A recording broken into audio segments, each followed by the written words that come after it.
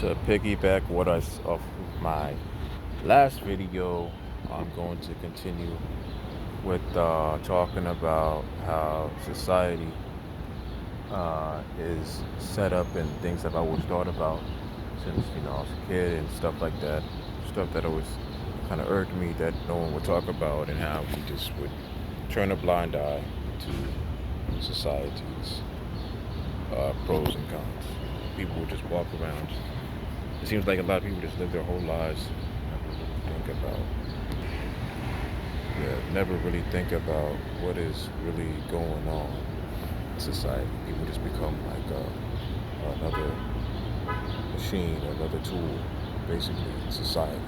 And for me, I'm always like looking at it kind of like as an outsider, and that's kind of how I kind of like, man, never really truly felt like I fit in, with society.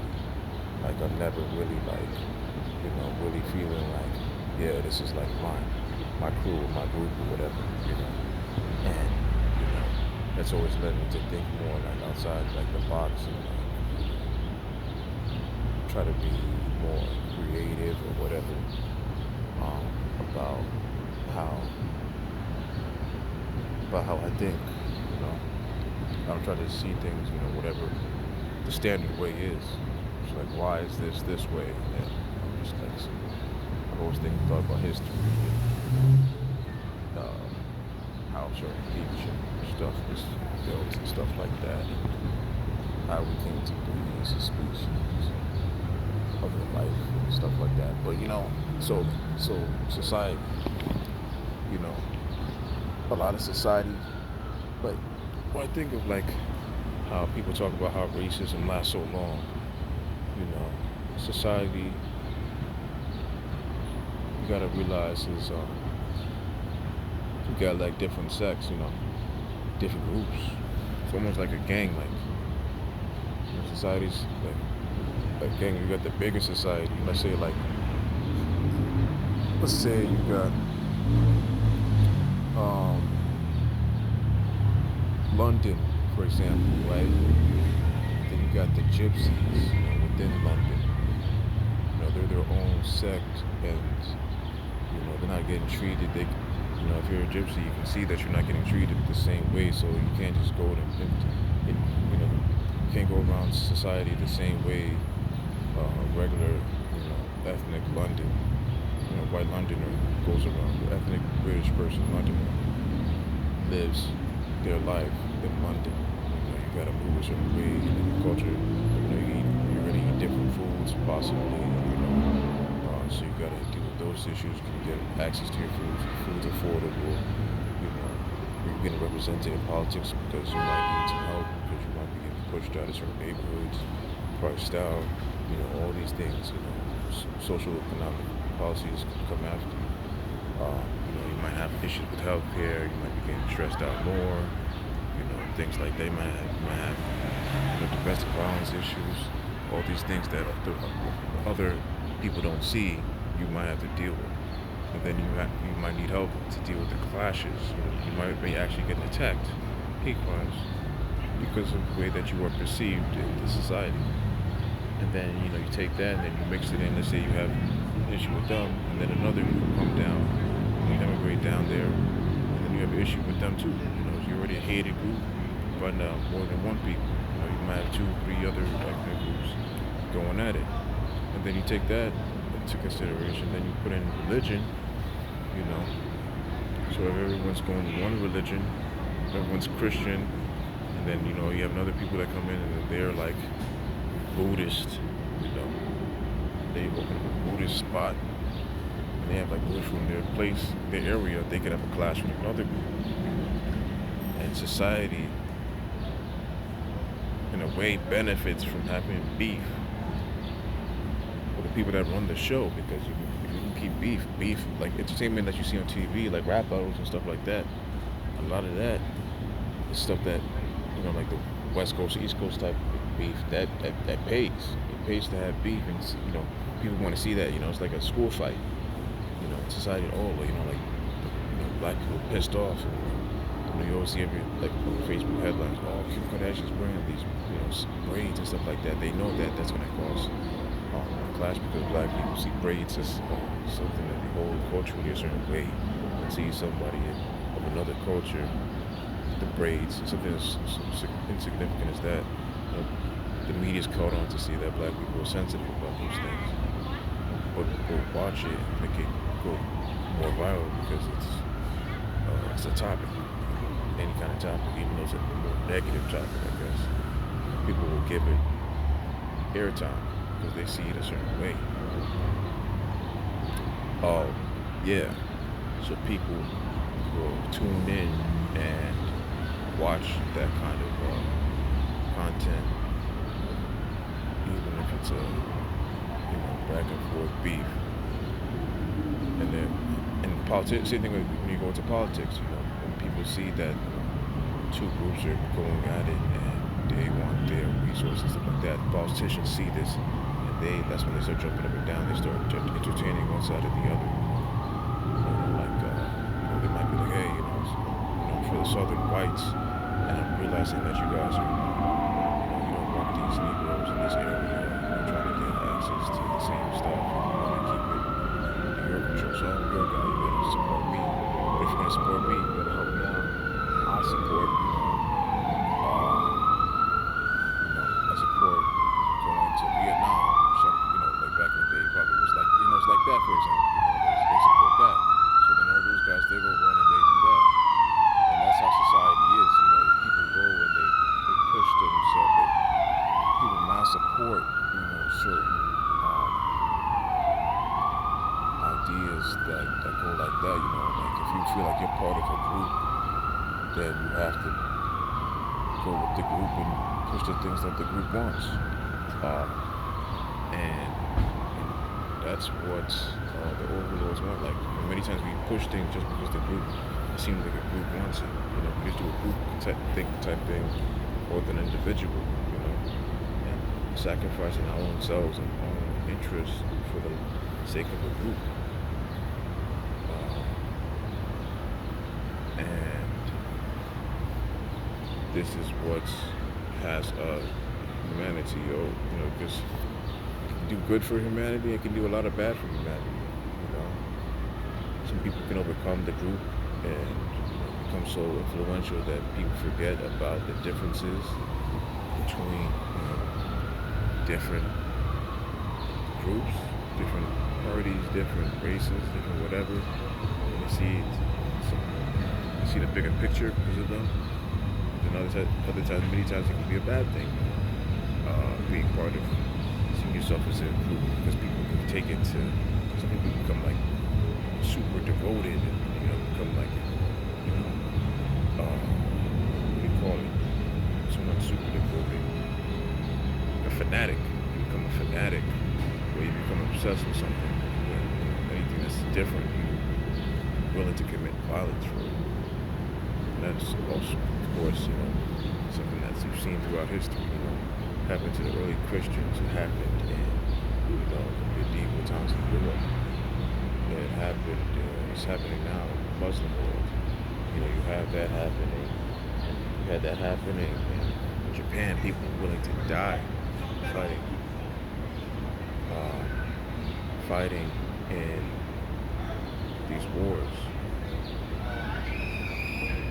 You had samurai that were willing to die based on the Bushido book. You had the Afghans. They have their warrior mindset. They're willing to go out here and hold they're reaching the world down because that's where they came from. They understand their ethnic history as a people that always fought. Thousands of years, fought. All these things come into play. You have people that see themselves certain ways and part of a group or whatever that you belong to. And this can also cause a lot of divisions. People see themselves this way.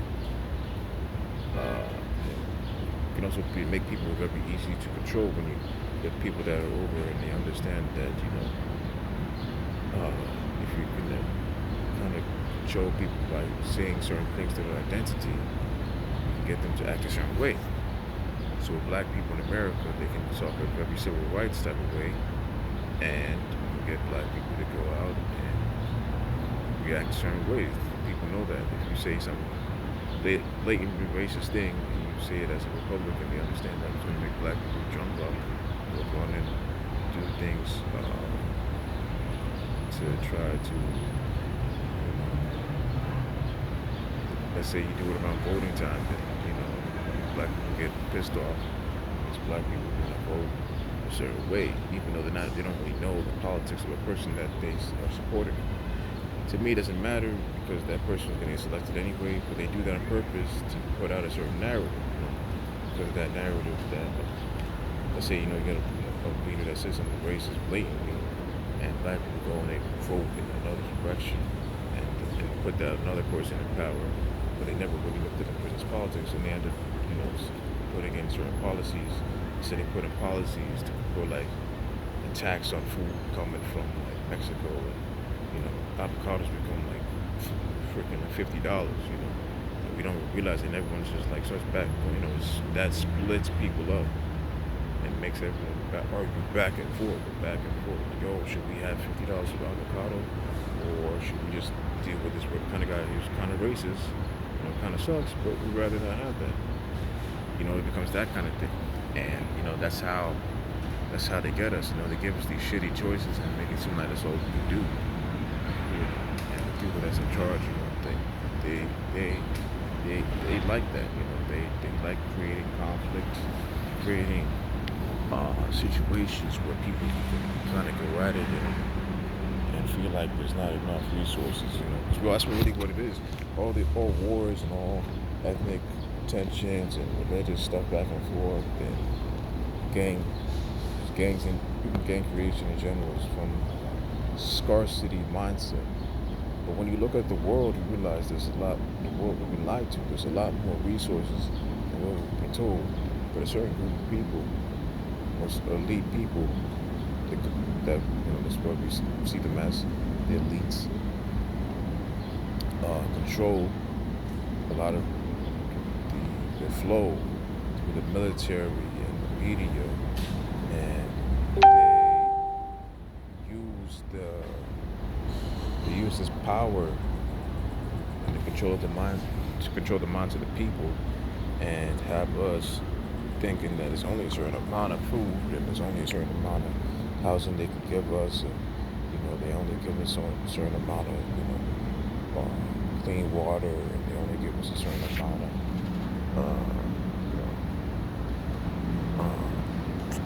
teachers, education, and we only get a certain amount of certain limited resources, when we could have way better resources than this. When you look at the way that resources are taken from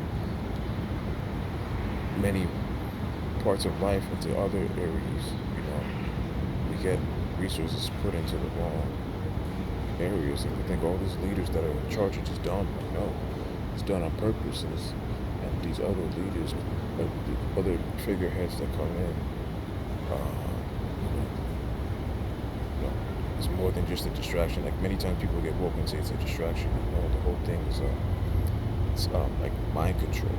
To have these leaders come in, or these figureheads come in and put out a certain, when they come in and push a certain narratives. It's really what it is. You have figureheads pushing narratives, and they're all going at each other with their narratives, and they're doing it to control, see if they have control of the people's minds. And whichever one goes, whichever narrative sells wins. The good narrative was Obama running after Bush's quote-unquote fuck-ups, Bush Jr.'s 2 terms in office. Like, he seemed like he was, just deliberately tanking everything, and he was just incompetent and incapable of, the nation. It seemed like he tanked the world or something. I was thinking about it in school. It seemed like this dude was just the worst. This guy was about to take us all to hell. He was just ready to drag us all to hell. And this was not something that people wanted. People wanted another choice. People wanted another person to come in and completely save us. We don't care. Just get us out of this. Save us. Get us out. We don't know what the hell's going on. This guy fucked up everything apparently. So Obama is barely known to people. In 2008, but he comes in, he's talking fresh, haircut and all that. Looks like someone that a lot of black people relate to with that. He's not coming in too square. He just got, damn, this dude's, he's respectable, sharp. So people fucking with him. He came in. He overrode the feelings of racism. People would, if he had won in 2004, he definitely wouldn't have got anything. But 2008 was so fucked up. The recession was crazy. It was just out of control that everybody was just looking at this smooth talking dude. Younger guy at the time, fresh face, in politics, and like, yo, we just need to go with something else. And that energy, boom, pushed him right in. But when you look at Obama, he was pushing more Bush, wanted to stabilize Libya and stuff like that. He did a lot of stuff, to stabilize other nations and stuff like that. So, he was another one that's down with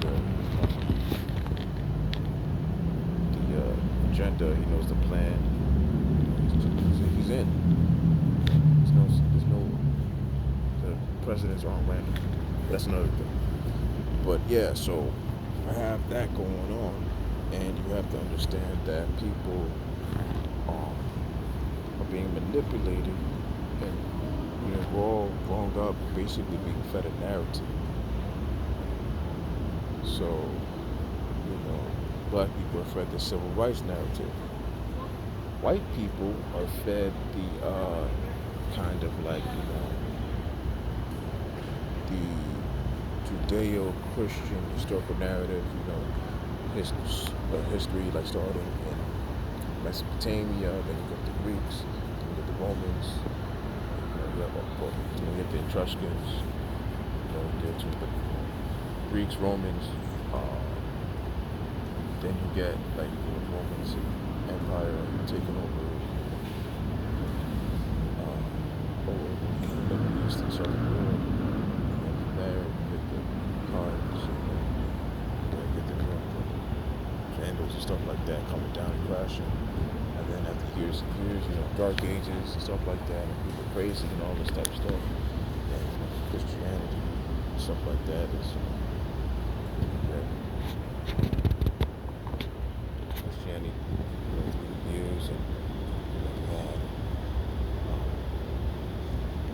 also you have people holding on to Christianity in certain ways that people translate the book.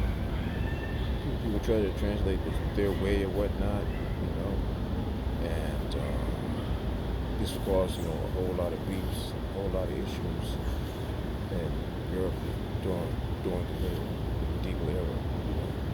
Having their different clashes based on Calvinists and Baptism, Adventist, methodological, if I said that right, Lutheran, and so on and so forth. You have all these different clashes in the different sects of Christianity. You have the Catholic Church, still trying to keep the authority going. But yeah, you have all these different things going on, and this is what creates and sows, another bunch of narratives that then go. These narratives of people with their own, everybody with their culture and their different beliefs and their religions that they hold on to, and then they go to America and they bring this to America and they take over America with this, and they push the natives who they saw as savages further and further. They get their slaves, they teach these slaves the African slaves, the Judeo-Christian lifestyle, and they become, part of that. So you have white and black living with the Judeo-Christian teachings, and that this is what America was. Black lived under the white, and it was like this till you get the civil rights era. So now black people kind of like we try to remix everything, do our own thing, many times, and also you got like black people holding on to the stuff that had like HBCUs and stuff like that. Try to hold on to our own shit, and because that's the identity of black people in America. Try to hold on to all these identities, the black church. But a lot of that, all that is really stuff that the white society put down to teach us, what they felt. What you had to learn. These are the values that they wanted us to have. And this is stuff that they passed to us, and stuff that we now black people in America hold on to and use as stuff to identify with. Strong identification with all throughout America, especially in the South. This is what happens. So now you got this civil rights kind of happening, stuff like that. It's a big push for black people, constantly wanting to have this idea of equality, integration, and all this stuff. So you get that feeling of black people always trying to have hope and da. So this is how black people constantly go for a narrative of hope and things are gonna get better. You gotta look to the light. One day things will happen. So, and that also goes into why black people strongly identify with the Bible. Black people know they can use that over black people because black people is identifying with hopefully one day things will get better, will be, equal, or one day people will start seeing at their heart that, things won't be effed up and people won't, get black people distrustful type of look in this country and stuff like that. And the establishment can bet that they know that they can just mess with black people's heads, have someone see something racist, and black people will react and try to have like a civil rights approach for the most part, get pissed off, demand a change, and they know it's like a knee-jerk reaction. They won't see something crazy. So I think about it. Some of these people say something crazy like this dude definitely knew that he shouldn't be saying what he's saying to the position that he's in. Like even Donald Sterling, for example, the LA Clippers former owner, saying crazy stuff about Magic Johnson. Like he's got you made it that position, you gotta know that you can't be saying whatever. He was talking to a side chick telling her all types of stuff about black people. He didn't want black people. He didn't want her being around black people like that. She recorded his dumbass. You gotta know at a certain position. You gotta be kind of cool. You gotta have some you can't be just talking like whatever. He didn't give a damn. But that was a whole knee-jerk reaction. It made a whole lot of black people feel like they needed more black involvement in the NBA to curtail this racism. That's how a lot of it is with the police department. People feel like there needs to be more police. Black police officers, black firefighters, black stuff so we can have involvement in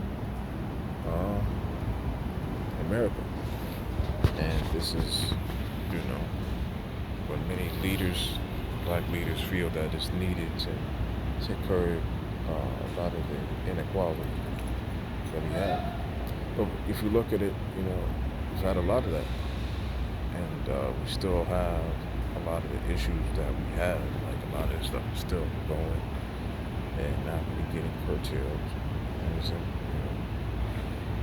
isn't looking real good. You can't have half a century pass by and still in the same position.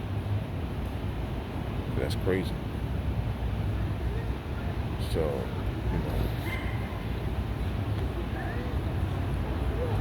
people gotta realize and see that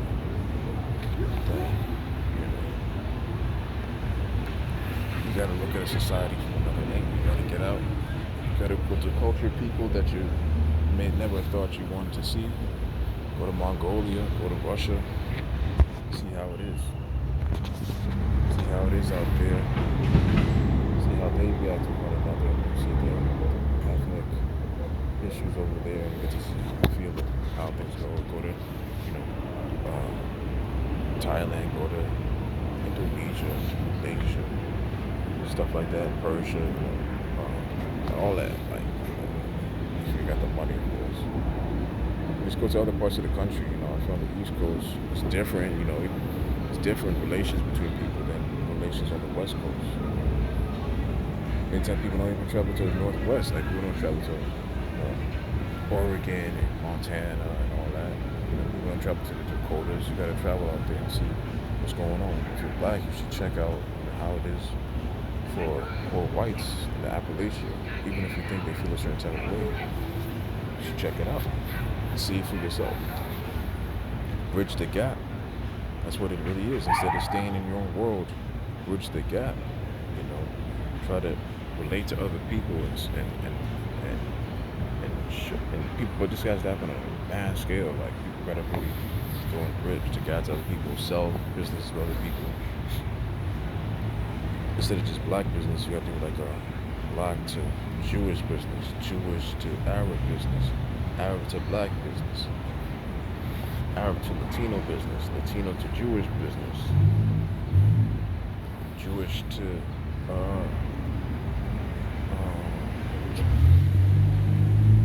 whoever, Samoan business, like Indian to Spanish business. Like just keep going with it. People collaborate, but you got to do it on your own level. You can't have it like coming from mainstream talking point, whatever, because that's just going to be, here and there. They're not going to go all the way in. You got to come together and start your own thing. Start with a festival. Music can also do that. Come together with music instead of complaining about cultural appropriation. I don't really care about that. Unless it's like blatantly disrespectful, like you're on blackface or something, like you're talking in Ebonics. If it's like something that's like, run braids, I don't really care. Unless you're like a piece of shit. You pay for your own braids, I don't care. But like, people come together, Like I could learn something about people in Appalachian Mountains, and then they can learn something about me. Protest for each other. We can protest to buy our own stuff as opposed to buying stuff from the Walmart types, all these big corporations and stuff like that.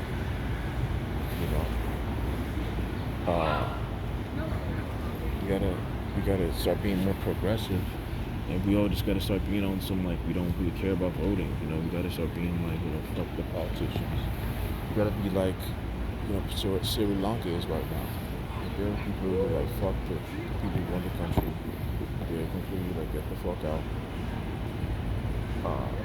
They don't really believe they've definitely lost their trust, and they don't. If they so corrupt to a certain point, they will not do anything for the people. They got to get the fuck out. It's got to get reorganized. The government's got to get reorganized, and people got to make things so that we can live in a country where it's just and people can get access to health care, the right proper health care, and can have educational programs so people can understand how health works, and eating right, and having the right diet, and how you can live longer, and access to understanding how business and stuff like that, having access to trades. So all these things are supposed to help you become better in society. You don't have access to these things, and you're living in this type of society. You're just going to become lost within society and have no purpose. You will get caught up in nonsense and wasting time. And society needs to look out for the smallest person, the smallest member, the individual. All individuals in the society. We can't get caught up on like celebrities and hand-picked people. Because now it's more about celebrities than it is about people. It's become just blind celebrity worship. Most of the celebrities don't know what the hell they're talking about. So yeah, that's what we have out here, and that's what I wanted to talk about. So thank you very much.